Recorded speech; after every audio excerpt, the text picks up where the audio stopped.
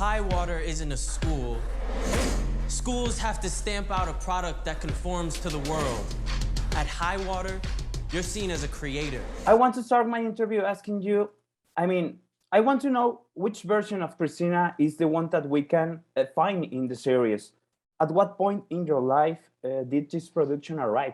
You know, the version of myself that you can find in Collette is the woman who's, figuring out her journey and her steps day by day and understanding just how powerful she can be and who she is.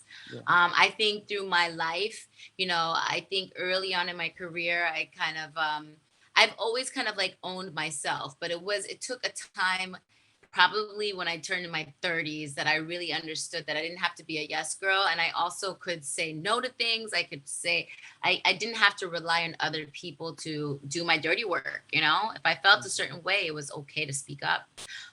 So I think when I look at Collette, she has had to have this facade and be a certain kind of like a boss to high water and groom all of these great talented people. And she's had this crazy journey that she's gone through with coming from the hood and the situation with drugs, everything. She's been able to get past that, and she wants a future and she sees it, and this is her time right now. So she's living in this moment and she's not going to let anything, take her down.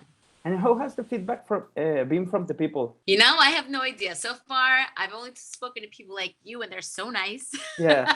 And I'm like, I don't know what to believe. But I think once the people finally get to see it, I think it's going to take them a little bit of time, people who are already fans of the show, to get used to maybe me being Collette.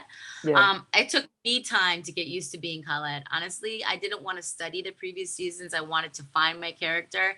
And it was difficult. When we first shot this show, it was in the heat of COVID. So on set, we're getting a test every other day.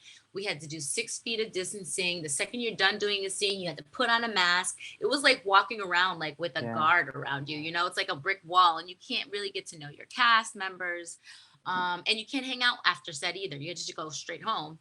So it was a really different way for me to actually film something, and with such a challenging character that I felt like I wanted to know more from the people that I was working with, or to grow something with those characters. But I think it took some time, but it's okay, because it was also something I had to find within myself, because I can't rely on everybody else all the time, and I can't rely on relationships and hanging out and all that other kind of stuff. Like, hey, it is what it is. This is what's happening, and they chose you, and there's a reason you're here. So I had to really just like focus on that. And throughout time, I think I even gained the respect in a way of the fellow actors, because it was like getting jumped into the crew, They were so nice, but at the same time, they're like, how do we invite you into this?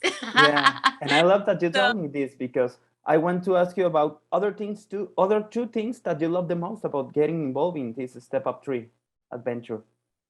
My two things getting involved in this is, number one is definitely acting in something that is not that I haven't done before. Like, I've played cheerleaders, I've played romantic comedies. I love all that stuff, and everything I've done in those plays have done very well.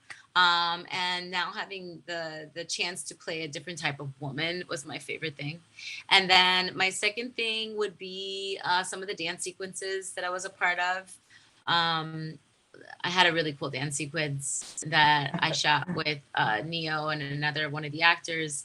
And at the time I was very pregnant, and I was like, worried that I wouldn't do well, and I did pretty damn good. Yeah. This is a life-changing moment. It's time to step up.